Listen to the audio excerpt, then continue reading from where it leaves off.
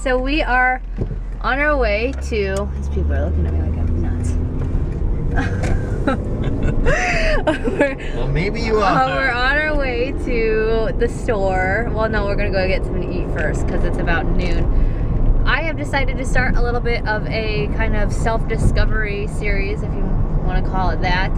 I've entitled it loosely Learning to Be Me, because as you guys know with my last few posts I've been kind of down on myself, you know, with the whole Asian hate thing and but I am realizing that, you know, I need to be proud of who I am, and 100% of who I am is Korean, and I know nothing about that, so which means I know nothing about myself. I did spend a whole year in Korea when I was a baby before I was adopted, so you know that is a huge, I mean, even if I weren't part of my genetics, you know, my first whole year was spent there. So if you followed me Veda last year in August, I really was desperately searching for other Koreans because I really want to learn more about, you know, my culture, because I feel like I am so in the dark. You know, my parents tried their hardest, but you know, they're Caucasian. We've always lived in predominantly white communities in the Midwest, so it was really hard to find anybody to help teach us that. My kids are half Koreans. I would like to be able to pass something on to them, so what we are going to be doing is starting a series of me.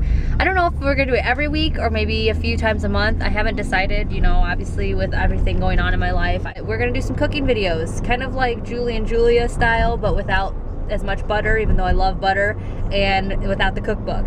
I will be finding some Korean recipes and I will be vlogging about it, you know, going to the store and getting the ingredients and then cooking them and eating them. So I hope it's fun for you guys.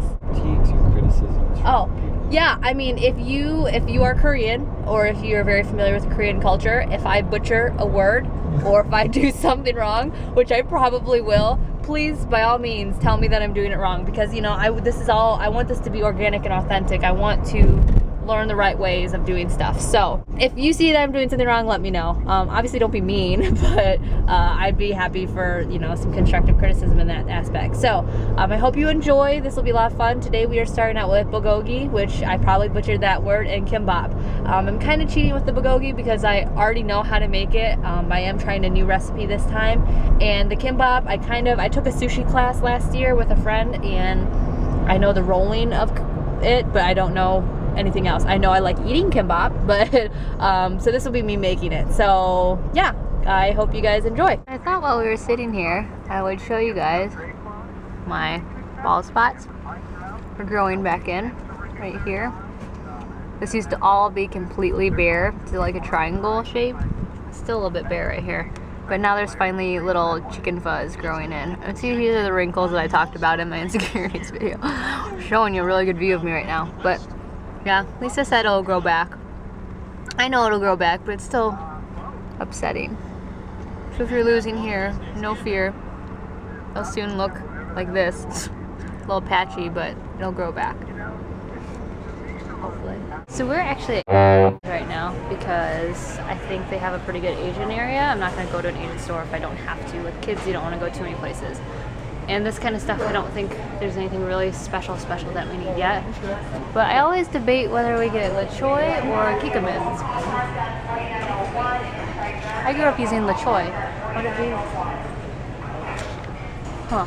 Here's sesame oil. Apparently that's used on a lot of Korean food. There's kaya. Kaya.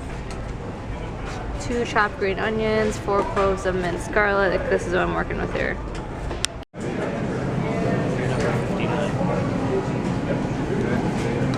Cool. So we're gonna 2 pounds of beef steak sirloin, thinly sliced.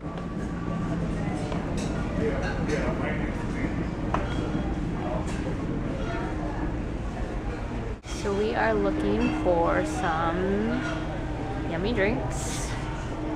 John's sad because we don't live in an area that sells fat tire. Ooh, spa roll. Should we get some of that and some sake? No, we shouldn't do that. We should not do that. Ooh, Dos Equis. We could. This store has one of the most eclectic beer selections I have ever experienced. And you can mix and match too. This is how little boys lose their arms and heads. here. Picked out some really good ones. I'll show you when we get home. Her little mouth, fingers in her mouth, it's like her favorite position. Somehow we ended up in the tool area. Okay, I have a question for you guys. Who out there knows what a planer is? Because I just got made fun of by my husband because I have no clue what a planer is. And apparently we need one someday. Okay, so we're leaving the store and we are heading to find an Asian market now to find the rest of our ingredients. Then we'll be heading home and I will be putting what groceries we got away and we'll start the marinade because... Look at that giant. Oh yeah. So the type of people we are is kind of, I don't know, you guys know about my bag obsession and how John's restricted me to not being able to buy any bags unless they're 99 cents or less. I left all my bags, of course, at home after my last shopping trip, and it's including my cooler bag. So we've been wanting to get, well, I've been wanting to get like a little tote cooler to put like, we have a huge one, but I wanted like a smaller, more personal size one to keep between our front seats to put like Cokes or bottles of water or something cold, you know, keep stuff cold on short trips, especially because summer's coming up for the kids. But they were on sale so we picked up one of those and put our steak and stuff in there and fruit, so that way it stays cool while we go to the Asian market. But that's, Where's the Asian market? yeah, okay, I have to go, I have to find the Asian market. Alright guys, so we are home, and I'm sorry I didn't take you into the Asian Mart because I was already a little bit uncomfortable going in by myself to begin with, and I didn't want to offend anybody, you know, by taking cameras of a really small store. It'll be fun because I'll be able to experience, like, go to a few of them in town to see which one's the best, but this one I noticed immediately when I walked in that the guy, I'm assuming it was the owner, I'm not sure, but he was definitely Korean because he greeted me by saying a Korean hello. I'm not going to try to say it because it will butcher it completely, but this is what I picked up there. I will say that I felt extremely uncomfortable there, and it was really weird because, you know, I look like all of these people, and I should understand the language, and I should understand like what these foods are, but I don't. You know, I've never really felt like I fit in anywhere, especially living where I do. And it's weird to go to a place where I should feel like I fit in, and again, I'm just like a complete, you know, I just don't fit in. So, you know, I'm hoping throughout this whole experience that I can meet some people or figure out some, you know, just figure out who, you know, I am. I mean, I was telling John it was really hard because these people were speaking Korean around me very fluently, and I didn't understand a lick of it, when really, you know, if you think about your 1-year-old and how much they understand when you say no or get down or go get this or would you like some more. I was 1 in Korea, and I understood the language. I even spoke a little bit of it when I came over here, so it's just weird to me that I don't remember any of that, and it's just hard because I would love to, you know. So this is what we got. I had 2 different kinds of rices. I got this, this is, the guy helped me actually pick out the rice because this is going to be for the kimbap. It's a medium grain, and this jasmine rice is going to be for like a stir fry, or I like having rice on hand anyways, but I like jasmine rice. We picked up carrots from some green onions, some sesame oil, some soy sauce, garlic. These are Boston cream filled cupcakes from as well. Avocados for the kimbap. The best part of Lucky Charms packaged in a little box. How awesome is that? Little mini marshmallows. This is back to the Asian Mart. I got some Captain Kim tuna for the kimbap, some roasted sesame seeds, some pickled radish already sliced, will go in nicely, some kim, some mochi, I don't know how to pronounce it. This is just kind of just a try. I'm gonna put this in the freezer though soon because it's ice cream. Some brown sugar for the bulgogi, some imitation crab meat that's frozen, so I'm gonna have to thaw it out real quick before I use it. A mat to roll my kimbap, and then some chopsticks, which it was funny, I found these chopsticks in a set of 2 for $1.99. He's like, no, you get these 4-pack or 5-pack for cheap, and I was like, okay, I will get those. So I thought that was nice of him to help me out. And then this is the cooler tote I was telling you about. It's just by Igloo. I picked these out because I love Moscato at the end of the night. Just if I've had a hard night, I just love a nice little glass of that. But I don't ever drink a full bottle to myself, obviously. So I got these mini bottles. I know it's probably not the greatest. I took a wine course for my bartending job, and these aren't the greatest wines, but they do the job and they're good. So some Yingling Lord Chesterfield Ale. Thought that would be fun to try. And then John and I went in on a kind of Mod Podge pick your pack kind of thing. So I love Stella Artois, so I got that. I thought it would be fun to try this Thailand beer, Chang. Omgang Belgian style pale ale, BPA. I'm not a huge fan of IPAs though. Red Stripe, I'm guessing John picked that. This we kind of got because we wanted to try it. It's an Asian beer and it had a cool little owl on it. And then Hoegaarden, just a regular wheat ale that we've had before. So that is that. I'm going to set up the tripod and I'm going to get to marinating the beef for the bulgogi. Okay, so I already have 6 tablespoons of water in here and then 2 tablespoons of soy sauce, which I do not like these sodium-free. My salt. Since I'm doing a double batch, I'm going to do 4 instead of 2. I should probably stop talking because I'm going to lose count. So I opted to get the Korean or Asian brown sugar. I think you can use pretty much any brown sugar, but since it was at the store and I was there, I just grabbed it anyways to be a little bit more authentic. 2 tablespoons brown sugar, again, doubling the recipe. 1, 2, ooh. So this brown sugar is a little bit more grainier. It's like thicker grained than regular brown sugar. If you're wondering what the difference was. 2 tablespoons of honey.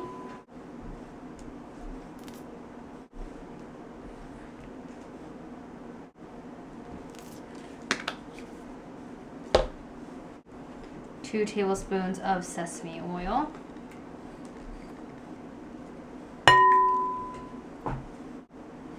And then I'm going to do 1 tablespoon of roasted sesame seeds, but I am going to pour them in my tablespoon somewhere else because I don't want them to overflow, because I have a tendency to do that. Like that. And half of them stuck to there. So I'm probably going to be a little bit more generous with my 2nd tablespoon.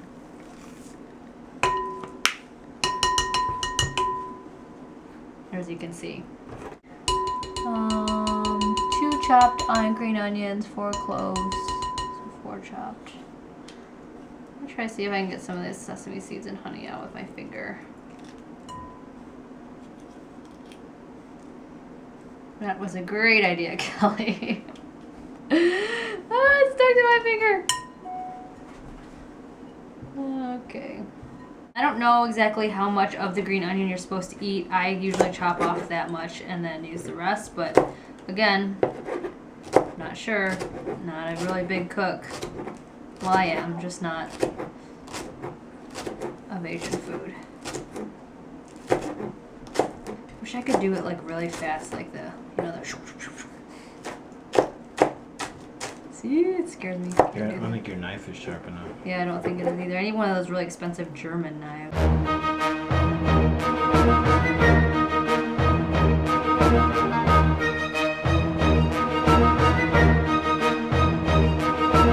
Okay, so that is about 4, I think, green onions chopped. I'm not quite sure, but we'll see. So the recipe calls for 4 cloves of garlic minced, and since I am doing a double, that would mean 8 cloves. These are pretty big cloves, so I'm probably only going to do 7 of them because they are so large, but that's just me.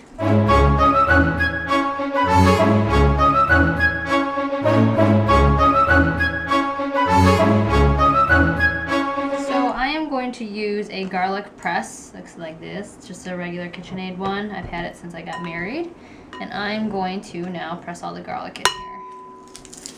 Whoa!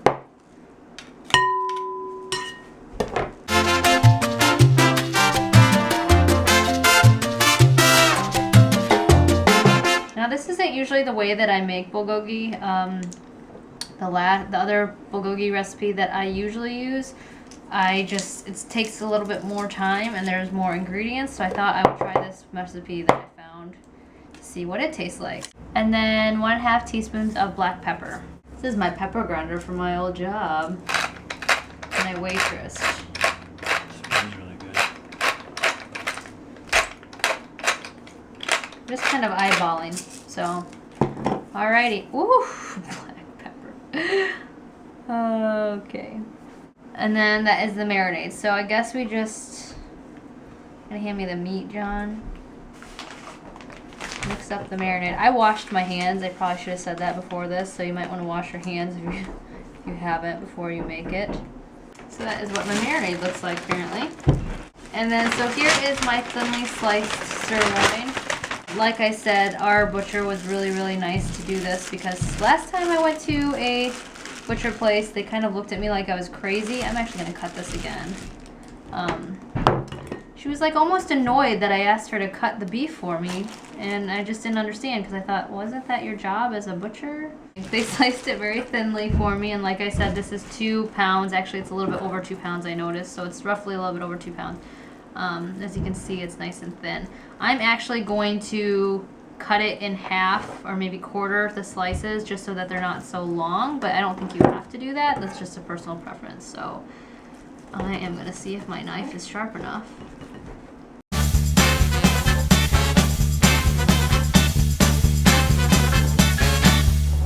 Now that I have the meat and the marinade, I'm going to pull it apart and make sure it's all getting soaked in. And this is pretty soft. I guess the direction said that if your meat is not very tender, to soak it or even longer in the marinade.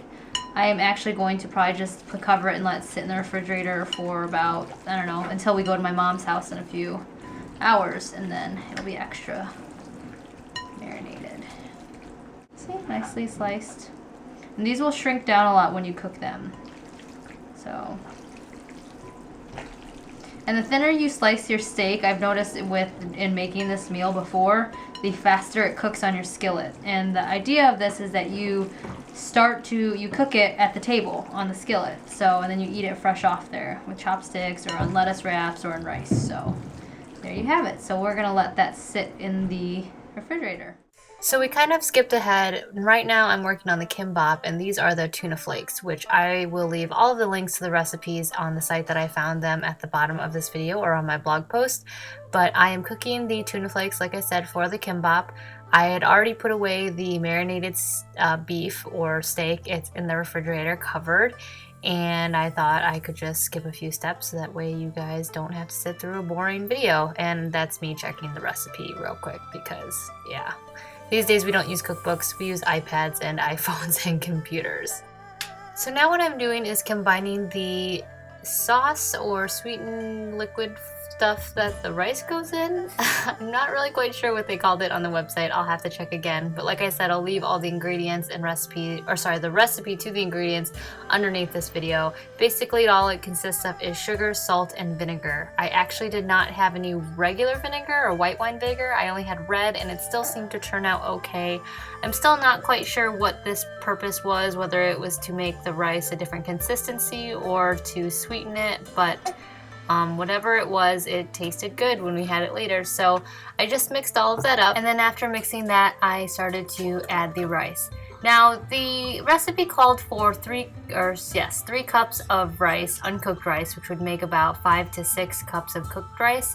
I love my rice cooker. That's what I'm using right here. I cook all of my rice in it. It's very easy. I can set it to go. I actually started it right before I started the marinade, so it was done right when I was done. But I would say probably use a little bit less rice if you're trying this recipe just for one group of people, or make more tuna flakes because it didn't come out quite even. It was a lot of rice, and it was very sticky because it was the medium grain rice, which I guess is the best for sushi or kimbap. So I'm just mixing it all up into that sweetener liquid stuff thing that I made before and then I will then let that cool and set it aside until I am ready to assemble my kimbap. Oh, and I do want to mention to be careful. You might want to watch your fingers when you're getting the hot rice out because I burnt myself, I think, once or twice. Okay, so this is what my tuna mixture looks like. It smells really good, actually. So now we are ready to put our kimbap together, which is good because it's 5:43 and we need to go to my mom's house soon.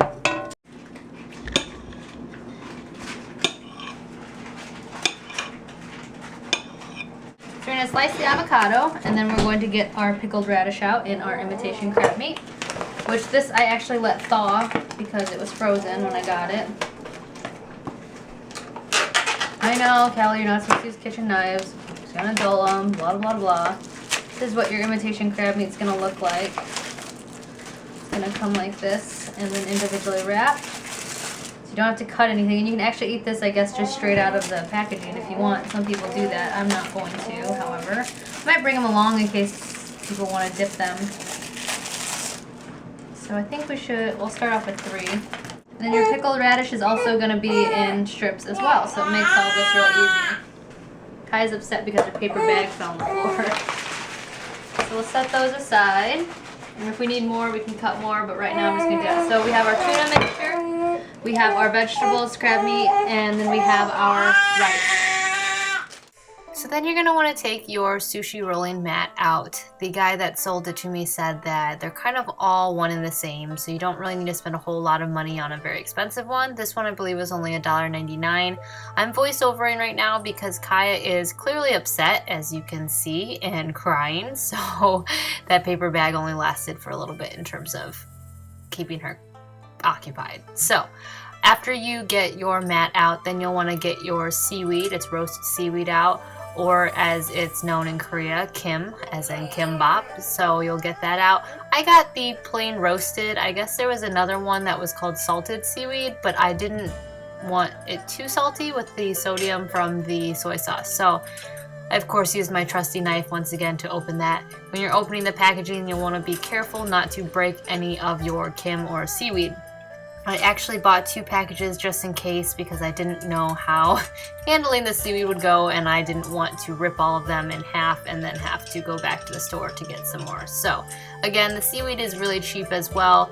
You're going to want to place it shiny side down. They're both kind of shiny, so basically the smoother shiny side goes down. After you have your seaweed placed shiny and smooth side down, you'll want to start applying. You want to start putting down your sticky rice. Now, this is kind of a learn as you go process. I learned when I took my sushi class last year with a friend that it takes more than a couple tries before you get your rolls perfect. The amount of rice that you need varies, I think, depending on who you are or how you roll them, but I just placed as much as I could in an even layer all over the sushi, and the first time I did it, when I rolled it, there got rice stuck to things. So obviously I didn't do it perfectly the first time, and you'll see after I'm done that it took me probably about 2 tries before I got the hang of it. After you have your rice, then you will add your tuna flakes, which when I read the directions and watched the video, it said to just put a nice layer in the center of your rice. Again, I wasn't sure how much to put on, so I just kind of eyeballed it and winged it. Again, the tuna stuff smelled really good. After your tuna, you're going to add your crab meat in the center, and then also your pickled yellow radish, or dunmuji, I think is how it's pronounced, and your avocado. Again, I told you I would butcher words, so if you'd like to critique me, by all means, do a video response and teach me how to say these words. When you're done adding everything, then you start rolling, which I think is the hardest part. Like I said, it's trial and error. You try and you find your errors. So I kind of just worked it around like that with the mat and kind of pressed and kept it as tight as I could. I realized that about right now I added a little bit too much rice initially because it started getting stuck to my mat. So I had to pull it off like that, as you can see, and remove some of the rice before I could completely roll it up. And I, of course, ate the rice and danced around a little bit for some reason. I don't know. It was a long day, guys. I felt like dancing. Now that I got my dancing out of the way, I finished rolling up my roll, and then I rolled it up really, really tight in the mat and squeezed it to make sure I got all the good stuff stuck in there, and then unrolled it to reveal a huge kimbap roll. Not too shabby for my first try. So on to round 2. So remember, guys, smooth and shiny side down. I unfortunately did not remember that this time and accidentally put the smooth side, shiny side up. So round 2 was kind of a bummer. I tossed that aside, but again, that's why I bought extra seaweed or kim, and that's why there was so much rice, thankfully, so that I could make mistakes like that. So 3rd attempt, smooth side and shiny side down. This time I decided to add a little less rice onto the kim because I did not want to have that overflow again.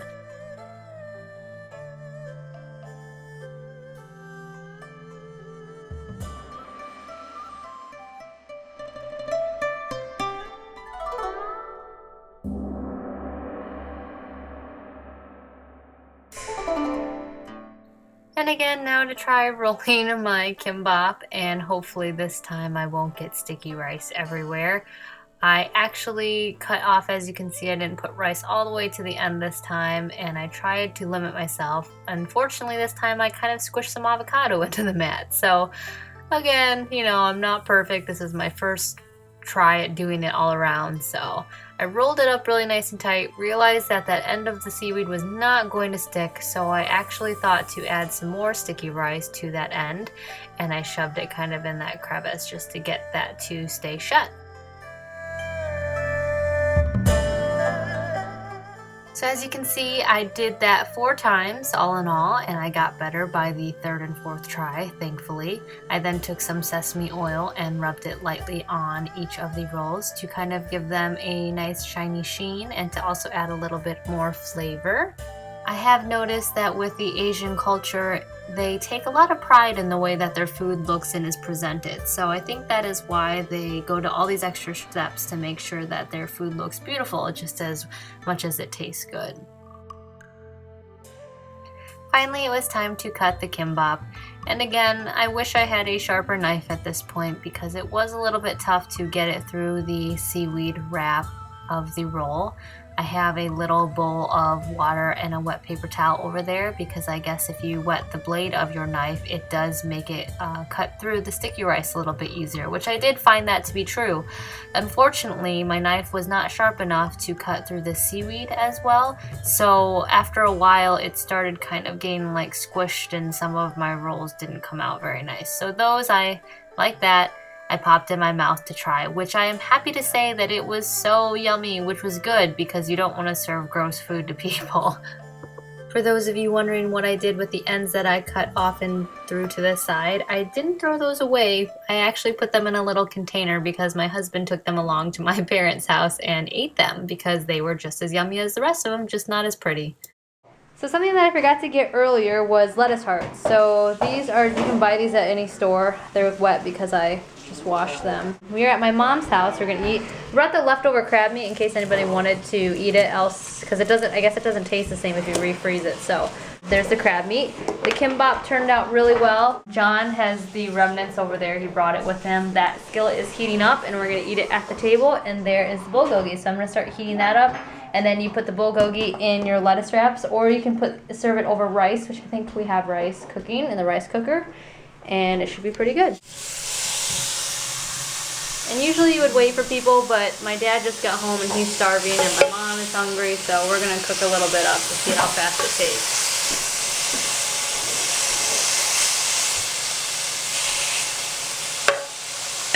So a problem I came across with the kimbap was, you can tell which ones I made first, and you can tell which ones were better.